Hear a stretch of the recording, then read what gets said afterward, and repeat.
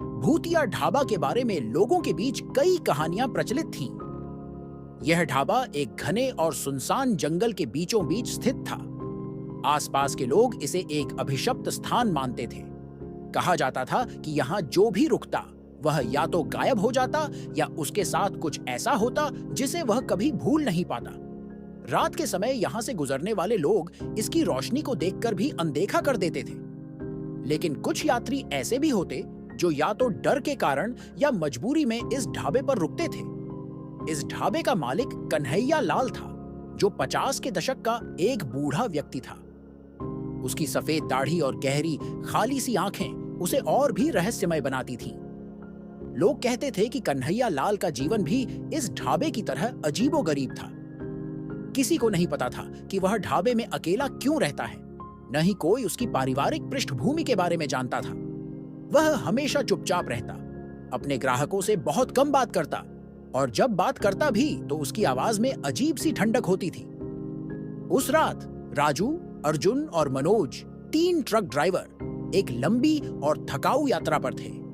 उनका ट्रक भारी सामान से लदा हुआ था और उन्हें सुबह तक इसे अपनी मंजिल तक पहुंचाना था। रास्ता घना, अंधेरा और बिल्कुल सुनसान था। राजू, जो ट्रक चला रहा था, ने महसूस किया कि ट्रक की गति धीमी हो रही है। अर्जुन ने पूछा कि क्या हुआ, तो राजू ने बताया कि शायद इंजन में कोई समस्या है। थोड़ी देर बाद ट्रक एकदम बंद हो गया। तीनों ने ट्रक से बाहर निकलकर समस्या को समझने की कोशिश की, लेकिन अंधेरे में कुछ साफ नजर नहीं आ रहा था। उन्होंने एक दूसरे से मशवरा किया और तय किया कि आसपास मदद ढूंढी जाए। तभी उन्हें सड़क के थोड़ी दूरी पर एक हल्की सी रोशनी नजर आई। तीनों ने अनुमान लगाया कि शायद यह कोई ढाबा या दुकान हो सकती है। जैसे ही वे उस रोशनी की ओर बढ़ने लगे, हवा में एक अजीब सी ठंडक महसूस होने लगी। यह ठंडक सामान्य नहीं थी, क्योंकि गर्मियों की रात थी। उनके शरीर में झुरझुरी सी होने लगी, लेकिन फिर भी वे ढाबे की ओर बढ़ते रहे।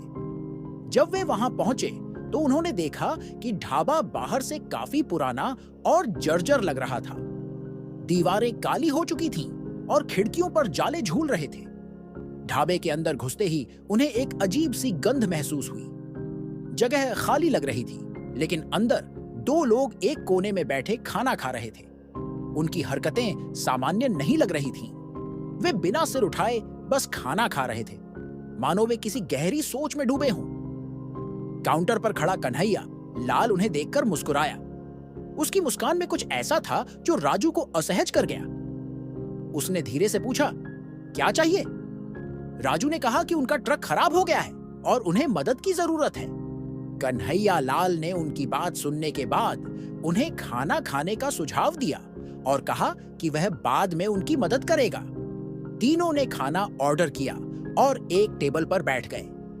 जैसे ही उन्होंने खाना खाना शुरू किया, अर्जुन ने महसूस किया कि दीवारों पर कुछ अजीब सी आकृतियां बनी हुई थीं। ये आकृतियां इंसानी चेहरे जैसी दिख रही थीं, लेकिन उनके हाव भाव डरावने थे। उसने यह बात मनोज और राजू को बताई, लेकिन दोनों ने इसे नजरअंदाज कर दिया। खाने के दौरान अर्जुन को लगा कि कोई उनकी टेबल के पास खड़ा है। उसने जब पीछे मुड़कर देखा तो वहां कोई नहीं था। मनोज ने कहा कि उसे भी ऐसा ही महसूस हो रहा है, लेकिन राजू ने दोनों को शांत रहने के लिए कहा।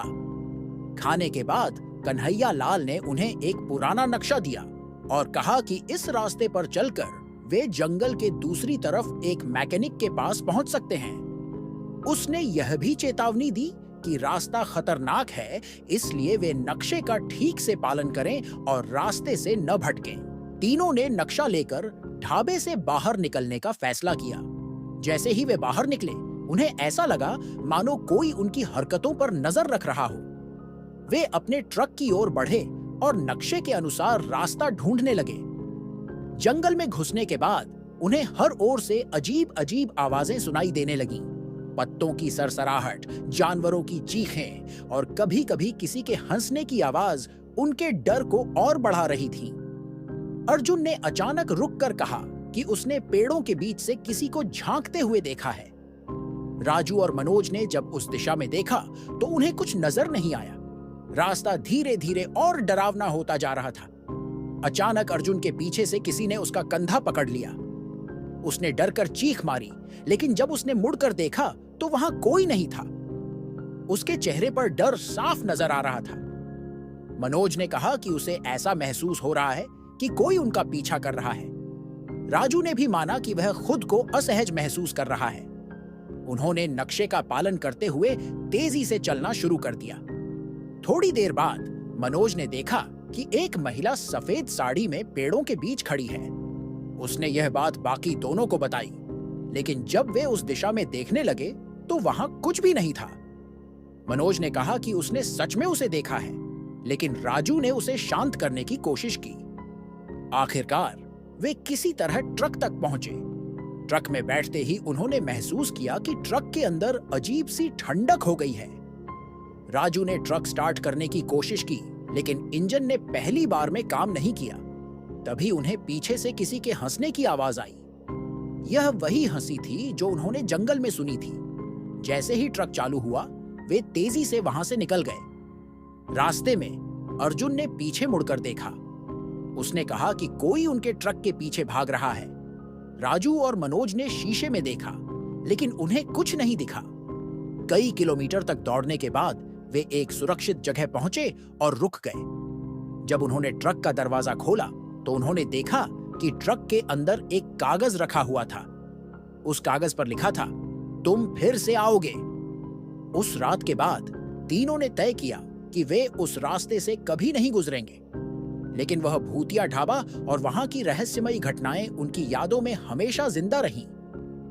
उस ढाबे का रहस्य आज भी अनसुलझा है।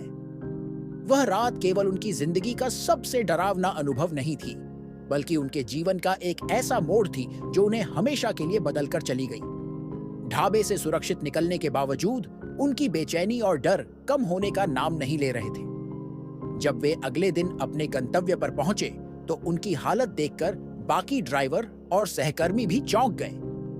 राजू, अर्जुन और मनोज ने पूरी रात की कहानी किसी को नहीं बताई।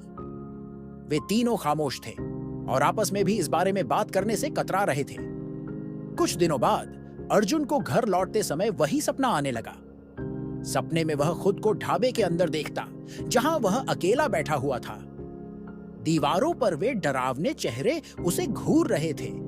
सफेद साड़ी पहने महिला बार बार उसके पास आती और उसे जंगल की ओर खींचने की कोशिश करती। हर बार जब वह जागता तो उसका शरीर पसीने से भीगा हुआ होता। दूसरी ओर मनोज ने महसूस किया कि उसके आसपास हर वक्त एक अजीब सी छाया घूमती रहती है। कभी उसे लगता कि कोई उसे दूर से देख रहा है, तो कभी ऐसा महसूस होता कि उसके घर के अंदर कोई अनदेखा व्यक्ति मौजूद है। एक बार तो उसने अपने कमरे में किसी के चलने की आवाज भी सुनी, लेकिन जब उसने दरवाजा खोलकर देखा तो वहां कोई नहीं था। राजू, जो सबसे शांत और संतुलित स्वभाव का व्यक्ति था, ने भी इन सब चीजों को महसूस करना शुरू कर दिया। एक दिन उसने अपने दोस्तों को बुलाकर कहा कि अब यह डर उसके मानसिक स्वास्थ्य पर असर डाल रहा है। उसने सुझाव दिया कि वे वापस उसी ढाबे पर जाकर इस रहस्य को सुलझाने की कोशिश करें। अर्जुन और मनोज पहले तो इस विचार से डर गए, लेकिन जब उन्हें लगा कि इस डर से बचने का और कोई तरीका नहीं है, तो वे राजू के साथ चलने के लिए तैयार हो गए। तीनों ने तय किया कि वे इस बार दिन के समय जाएंगे, ताकि उन्हें ज्यादा डर न लगे।